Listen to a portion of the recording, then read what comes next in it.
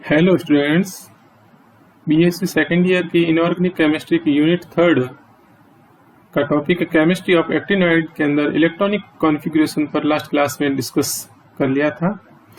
आज मैं एक्टिनॉइडों की ऑक्सीकरण अवस्था, उनकी आयनिक त्रिज्या तथा एक्टिनॉइड संकुचन पर डिस्कस करूंगा। तो सबसे पहले यहाँ पे एक्टिनॉइडों की ऑक्सीकरण अवस्था। एक्टिनॉइड भी लेंथेनाइडों की भांति ही सामान्य ऑक्सीकरण अवस्था इनकी +3 दर्शाते हैं ये, यानी कि इनकी भी सामान्य ऑक्सीकरण अवस्था है वो +3 होती है। लेंथेनाइडों की भी सामान्य ऑक्सीकरण अवस्था +3 ही होती है। और एक्टिनॉइडों के अंदर यहाँ ऑक्सीकरण अवस्थाएं टेबल में दी गई हैं। इसमें सबसे पहले यहाँ पे थोरियम और थोरियम का इलेक्ट्रॉनिक कॉन्फ़िगरेशन और इसकी ऑक्सीकरण अवस्था, ये दो ऑक्सीकरण अवस्था दर्शाता है, यहाँ +3 और +4। यहाँ कोष्टक के अंदर जो वे ऑक्सीकरण अवस्था है जो अस्थायी है और जो अंडरलाइन कर रखी है वे ऑक्सीकरण अवस्था है जो अधिक स्थायी है। नेक्स्ट यहाँ पे प्रोटेक्टिनियम और इसकी +3 ऑक्सीकरण अवस्था है, ये अस्थायी होती है और इसके साथ में +4 ऑक्सीकरण अवस्था भी दर्शाता है और +5 ऑक्सीकरण अवस्था है, ये इसकी सर्वाधिक स्थायी ऑक्सीकरण अवस्था है। इसी प्रकार यहाँ यूरेनियम और यूरेनियम की यहाँ +3 ऑक्सीकरण अवस्था, +4 और +5 ऑक्सीकरण अवस्था में ये पाया जाता है, लेकिन इसकी सर्वाधिक स्थायी ऑक्सीकरण अवस्था है वो +6 ऑक्सीकरण अवस्था है। इन थोरियम के अंदर और प्रोटेक्टिनियम के अंदर, यूरेनियम के अंदर जो +4 ऑक्सीकरण अवस्था, +5 ऑक्सीकरण अवस्था में और +6 ऑक्सीकरण अवस्था के अंदर यहाँ पे ये अपने या 7s2 ये इलेक्ट्रॉन, साथ में यहाँ पे ये 6d के इलेक्ट्रॉन त्याग देगा, 2 इलेक्ट्रॉन त्याग देगा, 2 ये और 2 ये, तो +4 ऑक्सीडेशन स्टेट के अंदर आ जाएगा, एक इनर्ट गैस कॉन्फ़िगरेशन प्राप्त कर लेगा ये रेडॉन के जैसा। और इसी प्रकार यहाँ पे प्रोटेक्टिनियम की है +5 ऑक्सीकरण अवस्था के अंदर आप देखेंगे तो ये 2 इलेक्ट्रॉन और 1 इलेक्ट्रॉन ये और 2 इलेक्ट्रॉन ये, इन टोटल ये 5 इलेक्ट्रॉन त्याग करके ये भी यहाँ पे इनर्ट गैस कॉन्फ़िगरेशन यानी रेडॉन के जैसा प्राप्त कर लेगा। और इसी प्रकार यूरेनियम के अंदर भी यहाँ पे +6 ऑक्सीकरण अवस्था के अंदर 7s2 के 2 इलेक्ट्रॉन ये और 6d का ये इलेक्ट्रॉन और 5f के 3 इलेक्ट्रॉन, इन टोटल ये 6 इलेक्ट्रॉन त्याग करके ये भी +6 ऑक्सीडेशन स्टेट के अंदर इनर्ट गैस कॉन्फ़िगरेशन प्राप्त कर लेता है। इस प्रकार यहाँ पर इन तीनों के अंदर यहाँ पर +4 और +5 और +6 ऑक्सीकरण अवस्था है वो सर्वाधिक स्थायी ऑक्सीकरण अवस्था है और इस स्थिति में ये तीनों ही इनर्ट गैस कॉन्फ़िगरेशन प्राप्त कर लेते हैं, अक्रिय गैस इनका विन्यास प्राप्त हो जाता है। नेक्स्ट यहाँ पे नेपच्यूनियम और इसकी ऑक्सीकरण अवस्था यहाँ +3, +4, +5, +6 और +7, यानी यहाँ +3 से लेकर के +7 तक ऑक्सीकरण अवस्था दर्शाता है। यहाँ इसकी सर्वाधिक स्थायी ऑक्सीकरण अवस्था है, यहाँ पे +5 इसकी ऑक्सीकरण अवस्था है। और इसी प्रकार यहाँ पे नेक्स्ट जो है प्लूटोनियम, और प्लूटोनियम भी +3 से लेकर +7 तक ऑक्सीकरण अवस्था दर्शाता है, यानी ये दोनों ही नेपच्यूनियम और प्लूटोनियम हैं, दोनों के दोनों +3 से लेकर +7 तक सर्वाधिक ऑक्सीकरण अवस्थाएं दर्शाते हैं। और इसमें भी इन दोनों की सर्वाधिक +7 ऑक्सीकरण अवस्था इनकी स्थायी होती है। और साथ में यहाँ सर्वाधिक स्थायी ऑक्सीकरण अवस्था नेपच्यूनियम की +5 है और प्लूटोनियम की है वो +4 है ऑक्सीकरण अवस्था है, जो अंडरलाइन कर रखी है वो इसकी सर्वाधिक स्थायी ऑक्सीकरण अवस्था है। नेक्स्ट यहाँ अमरेशियम, अमरेशियम की यहाँ पे ऑक्सीकरण अवस्थाओं की बात करें तो यहाँ +2 से लेकर के यहाँ +6 तक ये ऑक्सीकरण अवस्था दर्शाता है।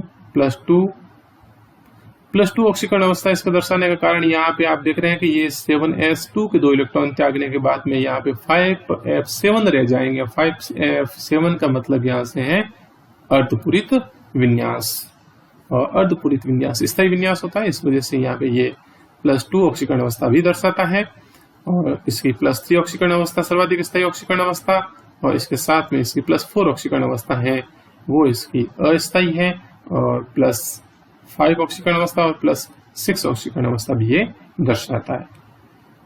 इसके बाद नेक्स्ट यहाँ पे क्यूरियम और क्यूरियम यहाँ पे केवल 2 ऑक्सीकरण अवस्थाएं +3 ऑक्सीकरण अवस्था और +4 ऑक्सीकरण अवस्था दर्शाता है, जिसमें +4 ऑक्सीकरण अवस्था इसकी अस्थायी ऑक्सीकरण अवस्था है जबकि +3 है वो इसकी सर्वाधिक स्थायी ऑक्सीकरण अवस्था है। नेक्स्ट यहाँ पे बर्केलियम और बर्केलियम की +3 ऑक्सीकरण अवस्था सर्वाधिक स्थायी ऑक्सीकरण अवस्था और इसके साथ साथ में +4 ऑक्सीकरण अवस्था भी दर्शाता है। ये +4 ऑक्सीकरण अवस्था इसकी दर्शाने के पीछे यहाँ कारण ये है कि यहाँ पे 2 इलेक्ट्रॉन ये त्याग करके 2 इलेक्ट्रॉन इसके 5f के त्यागेगा तो यहाँ पे 5f7 रह जाता है, इसलिए इसकी +4 ऑक्सीकरण अवस्था भी पाई जाती है। इसके बाद में नेक्स्ट यहाँ पे कैलिफोर्नियम और कैलिफोर्नियम यहाँ +2 और +3 ऑक्सीकरण अवस्था 2 ऑक्सीकरण अवस्था में पाए जाते हैं यहाँ पे, जिसमें +2 ऑक्सीकरण अवस्था इसकी अस्थायी है और +3 ऑक्सीकरण अवस्था इसकी स्थायी ऑक्सीकरण अवस्था। नेक्स्ट यहाँ पे आस्टेनियम, ये भी इसी प्रकार से +2 ऑक्सीकरण अवस्था और +3 ऑक्सीकरण अवस्था दर्शाता है, जिसमें +2 ऑक्सीकरण अवस्था इसकी अस्थायी है और +3 ऑक्सीकरण अवस्था इसकी स्थायी ऑक्सीकरण अवस्था है। नेक्स्ट यहाँ पे फर्मियम और फर्मियम में भी इसी प्रकार +2 ऑक्सीकरण अवस्था इसकी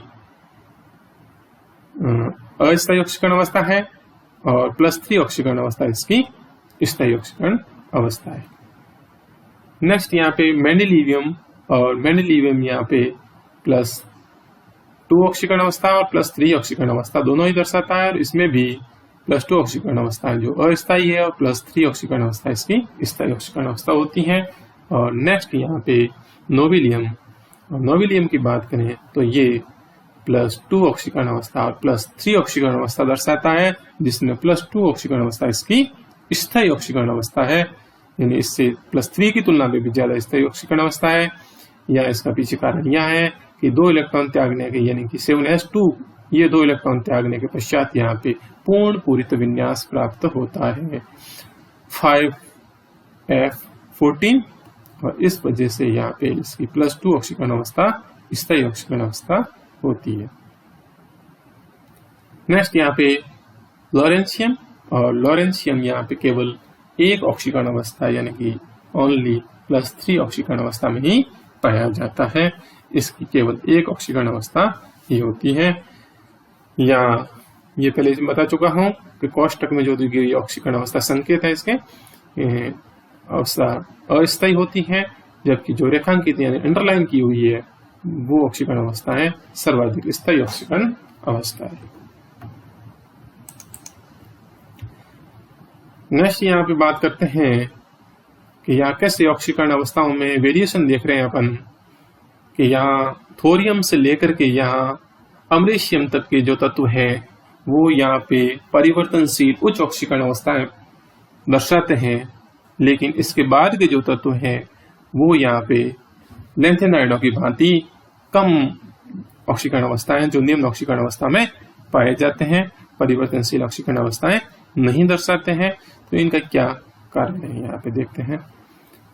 थोरियम से लेकर अमरीशियम तक के हल्के एक्टिनाइड, इनको लाइटर एक्टिनाइड कहते हैं, तत्व संक्रमण तत्वों की भांति परिवर्तनशील उच्च ऑक्सीकरण अवस्थाएं दर्शाते हैं, जबकि अमरीशियम के बाद के जो भारी एक्टिनाइड है, हेवियर एक्टिनाइड जिनको कहते हैं, लैंथेनाइडों की भांति उच्च ऑक्सीकरण अवस्थाएं नहीं दर्शाते हैं। यानी जो लास्ट वाले हैं लगभग आधे से ज्यादा वाले लास्ट वाले जो है वो तो निम्न ऑक्सीकरण अवस्था में पाए जाते हैं, उच्च ऑक्सीकरण अवस्था नहीं दर्शाते हैं, लेकिन शुरुआत के जो एक्टिनाइड है वो यहाँ पर उच्च ऑक्सीकरण अवस्था यानी परिवर्तनशील ऑक्सीकरण अवस्था भी दर्शाते हैं। तो इसका क्या कारण है? क्योंकि निम्न एक्टिनाइड तत्वों का प्रभावी नाभिकीय आवेश कम होता है। निम्न एक्टिनाइड तत्व उनका परमाणु क्रमांक कम होगा तो उनका प्रभावी नाभिकीय आवेश भी तो कम होगा, और इस वजह से उनका आकार जो होगा वो बड़ा होता है। अपन देख रहे हैं लेफ्ट टू राइट जाते हैं, आयनिक त्रिज्या में कमी आती है। यहाँ पे एक्टिनाइड संकुचन पहले अपन ने पढ़ रखा था, लेंथेनाइड संकुचन, उसी प्रकार एक्टिनाइड संकुचन भी होता है। जस्ट आगे टॉपिक पे डिस्कस करते हैं। और निम्न एक्टिनाइड तत्वों का प्रभावी नाभिकीय आवेश कम होता है, अतः 5F कक्षकों का विस्तार अधिक होने के कारण या इनका प्रभावी नाभिकीय आवेश कम होगा। शुरुआत वाले जो एक्टिनाइड है उनका, तो उनका 5F जो कक्षक है उनका विस्तार अधिक होगा। 5F कक्षक होंगे जो बड़े होंगे आकार के अंदर, और जिसके कारण इसे 6S तथा 6P कक्षकों के द्वारा घेरा नहीं जा सकता। जो 6S वाले और 6P कक्षक है ये इन 5F कक्षकों को घेर नहीं पाते हैं, यानी कि यहाँ पे 5F कक्षक है वो आउटर होंगे, और इस वजह से यहाँ पर जो 5F कक्षकों के जो इलेक्ट्रॉन हैं वो सहसंयोजक बंध बनाने में भाग ले लेते हैं, और इस वजह से यहाँ पर यानी उन इलेक्ट्रॉनों को आसानी से निकाला जा सकता है, सहसंयोजक बंध बनाने में भाग ले सकते हैं जो 5F कक्षकों के इलेक्ट्रॉन है। और इस वजह से यहाँ ये परिवर्तनशील ऑक्सीकरण अवस्थाएं यानी कि उच्च ऑक्सीकरण अवस्थाएं दर्शाते हैं।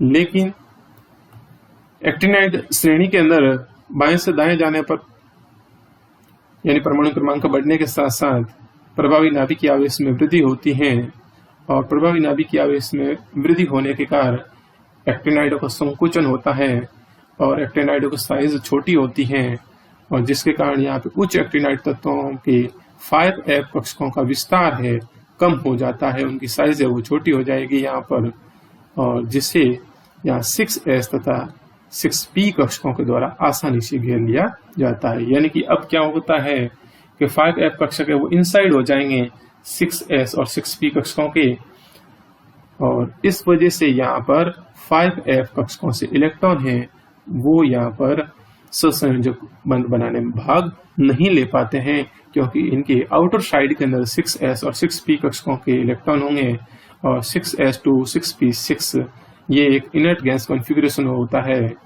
और जिससे इलेक्ट्रॉन निकालना आसान नहीं होता है, और ये इलेक्ट्रॉन सहसंयोजक बंध बनाने में भी भाग नहीं लेते हैं। यानी 6S के और 6P के इलेक्ट्रॉन है वो आउटर साइड के इलेक्ट्रॉन है जो बंध बनाने में भाग नहीं लेंगे, और 5F के जो इलेक्ट्रॉन है वो इनसाइड होंगे। तो इस वजह से यहाँ पर 5F के इलेक्ट्रॉन है वो सहसंयोजक बंध बनाने में भाग नहीं ले पाते हैं, अतः भारी जो एक्टिनाइड है वो उच्च ऑक्सीकरण अवस्थाएं नहीं दर्शाते।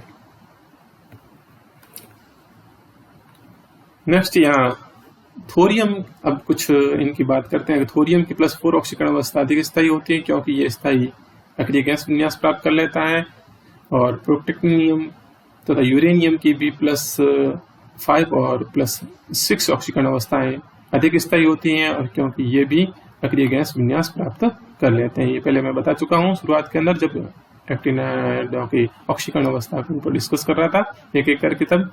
और नेपच्यूनियम तथा प्लूटोनियम है ये +7 ऑक्सीकरण अवस्था दर्शाते हैं। ये कई एग्जाम के अंदर क्वेश्चन आता है कि यहाँ पे एक्टिनाइडों में कौन से एक्टिनाइड है वो +7 ऑक्सीकरण अवस्था दर्शाते हैं। तो यहाँ पे नेपच्यूनियम और प्लूटोनियम है ये +7 ऑक्सीकरण अवस्था दर्शाते हैं। अमरीशियम है +2 ऑक्सीकरण अवस्था दर्शाता है क्योंकि +2 ऑक्सीकरण अवस्था में ये अर्धपूरित विन्यास 5F7 पाया जाता है इसमें। और नोबिलियम है कि +2 ऑक्सीकरण अवस्था स्थायी होती है क्योंकि इस ऑक्सीकरण अवस्था में ये पूर्ण पूरित विन्यास 5F14 इसका पाया जाता है। तो ये ऑक्सीकरण अवस्था का टॉपिक एक्टिनाइडों की इसके साथ कंप्लीट होता है। नेक्स्ट यहाँ पे एक्टिनाइडों की आयनिक त्रिज्या तथा एक्टिनाइड संकुचन। एक्टिनाइडों की +3 ऑक्सीकरण अवस्थाओं में यानी यहाँ पर आयनिक त्रिज्या की बात करते हैं तो इनकी सर्वाधिक स्थायी ऑक्सीकरण अवस्था +3 और उस +3 ऑक्सीकरण अवस्था में ही इनकी आयनिक त्रिज्या की बात करेंगे यहाँ पे। तो एक्टिनाइडों की +3 ऑक्सीकरण अवस्था में आयनिक त्रिज्या परमाणु क्रमांक वृद्धि के साथ साथ कम होती जाती है, यानी परमाणु क्रमांक में जैसे वृद्धि होती है उसके साथ साथ इनकी आयनिक त्रिज्या में कमी आती है, क्योंकि एक्टिनाइडों में परमाणु क्रमांक में वृद्धि के साथ साथ नाभिकीय आवेश में निरंतर वृद्धि होती है। परमाणु क्रमांक बढ़ेगा, प्रोटोनों की संख्या बढ़ेगी और जिसके कारण नाभिक की आवेश में वृद्धि होगी, परंतु इलेक्ट्रॉनों का प्रवेश यहाँ पर n-2f कक्षकों में होने के कारण इनका परिरक्षण प्रभाव है, जो शील्डिंग इफेक्ट है, वो कम होता है, जो नाभिक की आवेश को संतुलित नहीं कर पाता है। अतः परमाणु क्रमांक बढ़ने के साथ साथ लैंथेनाइडों की भांति एक्टिनाइडों की भी आयनिक त्रिज्या में कमी आती है और इसे एक्टिनाइड संकुचन कहते हैं। यानी कि यहाँ पे भी परमाणु क्रमांक बढ़ने के साथ साथ एक्टिनाइडों के अंदर भी जो नाभिक की आवेश में वृद्धि हो रही है उसको यहाँ पर परिरक्षण प्रभाव के द्वारा संतुलित नहीं किया जा सकता, परिरक्षण प्रभाव कम होता है, इसलिए यहाँ पे लेफ्ट टू राइट जाते हैं, परमाणु क्रमांक बढ़ते हैं तो इनकी भी आयनिक त्रिज्या में कमी आती है, जिसे यहाँ पे एक्टिनाइड संकुचन कहते हैं। एक्टिनाइडों की बात करें यहाँ पे आयनिक त्रिज्या, तो सबकी आयनिक त्रिज्याओं पर अभी तक यहाँ पे इनके ऊपर यहाँ पे, क्योंकि एक्टिनाइड यहाँ रेडियो एक्टिव होते हैं और रेडियो एक्टिव जो भी होते हैं उनकी स्टडी अधिक नहीं हो पाती है और इस वजह से इनकी सभी एक्टिनाइडों की आयनिक त्रिज्या की स्टडी भी नहीं हो पाई है। तो कुछ एक्टिनाइडों की यहाँ पे आयनिक त्रिज्या के मान दे रखे हैं, जैसे थोरियम से लेकर के यहाँ कैलिफोर्नियम तक। तो यहाँ नेक्स्ट इनकी आयनिक त्रिज्या की बात कर रहे हैं टेबल के अंदर। तो निरंतर आप देख रहे हैं इनकी थोरियम से लेकर के कैलिफोर्नियम तक, तो यहाँ आयनिक त्रिज्या निरंतर यहाँ एंगस्ट्रॉम में दे रखी है और निरंतर यहाँ पे इनकी कमी आती है और कमी आने के पीछे यहाँ पे एक्टिनाइड संकुचन क्या होता है, ये इसका कारण है। परमाणु क्रमांक बढ़े गए और जिसके कारण यहाँ पे नाभिक की आवेश में वृद्धि और नाभिक की आवेश वृद्धि को संतुलित परिरक्षण प्रभाव के द्वारा नहीं किया जा सकता है, जिसके कारण इनकी आयनिक त्रिज्या में कमी आती है। इसके साथ ही यहाँ पे आयनिक त्रिज्या तथा एक्टिनाइड संकुचन क्या है, ये टॉपिक कंप्लीट होता है। नेक्स्ट क्लास में नेक्स्ट टॉपिक पर डिस्कस करूंगा। Thank you.